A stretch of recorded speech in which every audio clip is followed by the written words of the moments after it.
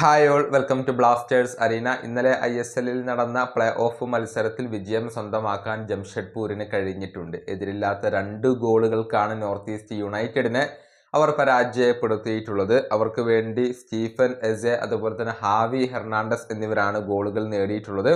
ഇതോടുകൂടി സെമി ഫൈനലിലേക്ക് യോഗ്യത കരസ്ഥമാക്കാൻ ഇപ്പോൾ ജംഷഡ്പൂരിന് കഴിഞ്ഞിട്ടുണ്ട് എന്നുള്ളതാണ്. മാത്രമല്ല, ആ ഒരു സെമി ഫൈനൽ ലൈനപ്പ് ഇപ്പോൾ പൂർത്തിയാവുകയും ചെയ്തു. നേരത്തെ ബംഗളൂരു FC മുംബൈ സിറ്റിയെ എതിരില്ലാത്ത 5 ഗോളുകൾക്ക് പരാജയപ്പെടുത്തിക്കൊണ്ട് സെമിയിലേക്കുള്ള യോഗ്യത കരസ്ഥമാക്കിയിരുന്നു. ഏതായാലും സെമി ഫൈനൽ ലൈനപ്പ് ഇപ്പോൾ പൂർത്തിയായിട്ടുണ്ട്. ബംഗളൂരു FCയും അതുപോലെ തന്നെ ഗോവയും തമ്മിലാണ് ഏറ്റുമുട്ടുക. ആ സെമി ഫൈനൽ മത്സരത്തിന്റെ ആദ്യ പാദം 2-ാം തീയതിയാണ് നടക്കുക. അത് ബംഗളൂരു FCയുടെ മൈതാനമായ ശ്രീ കണ്ഠീരവ സ്റ്റേഡിയത്തിൽ വെച്ചുകൊണ്ടാണ് അരങ്ങേറുക. പിന്നീട് 2-ാം പാദ മത്സരം 6-ാം തീയതിയാണ് നടക്കുക. ആ മത്സരം ഗോവയുടെ മൈതാനമായ ഫറ്റോഡ സ്റ്റേഡിയത്തിൽ വെച്ചുകൊണ്ടാണ് അരങ്ങേറുക. അതുപോലെ തന്നെ 2-ാം സെമി ഫൈനലിന്റെ കാര്യത്തിലേക്ക് വരുമ്പോൾ അവിടെ മോഹൻ ബഗാനും ജംഷഡ്പൂർ FCയും തമ്മിലാണ് ഏറ്റുമുട്ടുക. ആദ്യ പാദ മത്സരം 3-ാം തീയതി നടക്കും.